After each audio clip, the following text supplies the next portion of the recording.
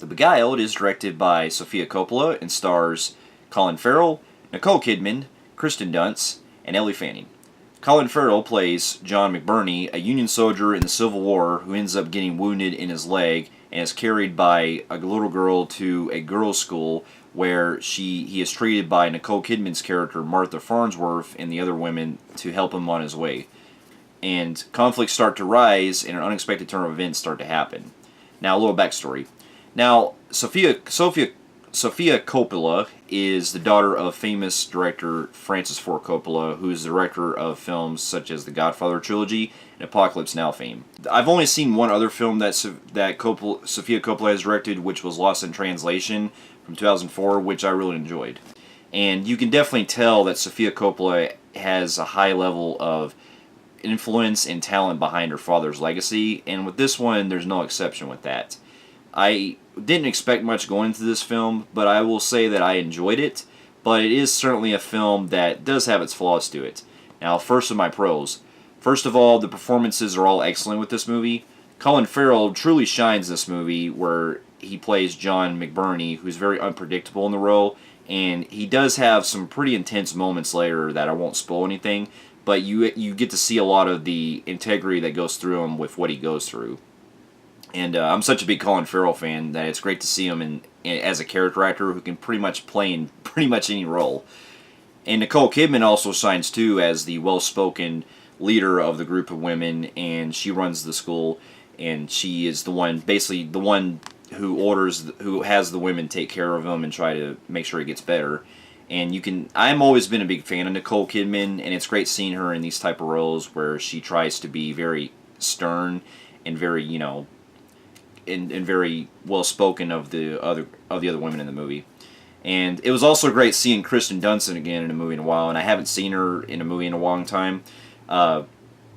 She's definitely the more soft spoken of the group, where she doesn't really have many lines, but it's really great because you can definitely feel the integrity of her performance, and I thought she did a great job. Now, another pro I do have is the production design with this is very captivating as well. It really gives you the sense of great authentic of the way that Coppola captures the Civil War in this era, and you definitely see the way that the characters are wearing the clothes and the different ways of the parts of the house that look great, and it definitely shines with the cinematography as well. So I really love the way that this is shot and the way it captures the Civil War era very beautifully. And you also get the sense of dread throughout the film because you get like this weird uneasy feeling throughout where you kind of feel very unsettled.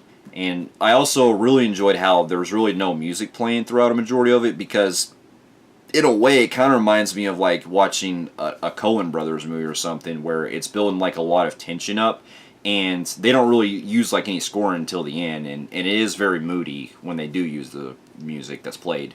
Now, here's where I pretty much get to my cons. As much as I was getting involved with the story of where it was going, I did have some problems with the way that the film is handled. I felt like it was very straightforward, and it didn't really feel like there were any new twists and turns that I kind of already saw coming.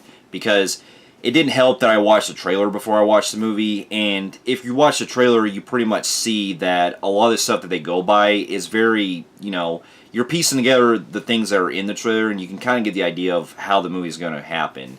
And so when the movie was building up to this payoff that happens later, I basically already called what was happening because when you connect everything, it just makes you think of what's going to happen when it gets to that point. So that did kind of throw me off, and I felt like the story was just way too straightforward for my taste.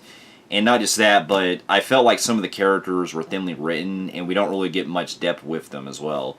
So overall, though, I will say that the film, like, as much as I enjoyed some of the technical side of it, and I got involved with some of the intense moments and the performances, I did feel like the movie it's lukewarm, where it's average at best, it's above average, but it's definitely something I could probably watch with like my mom and dad or something at another time. And with that being said, I'm going to give The Beguiled a 7 out of 10. For those of you who have seen The Beguiled, what did you think of it? Comment below, and if you like what you see here, you can check out more of my reviews on my channel, and I'll be seeing you in my next one.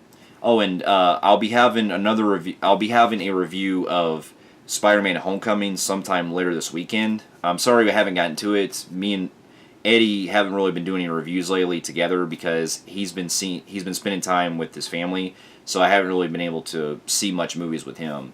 But we'll definitely have a review of Spider-Man: Homecoming coming up, probably sometime this weekend. If not, we're gonna be able to make sure we watch and review it. So until then, hope everyone has a good rest of your night, and I'll be seeing you in my next review.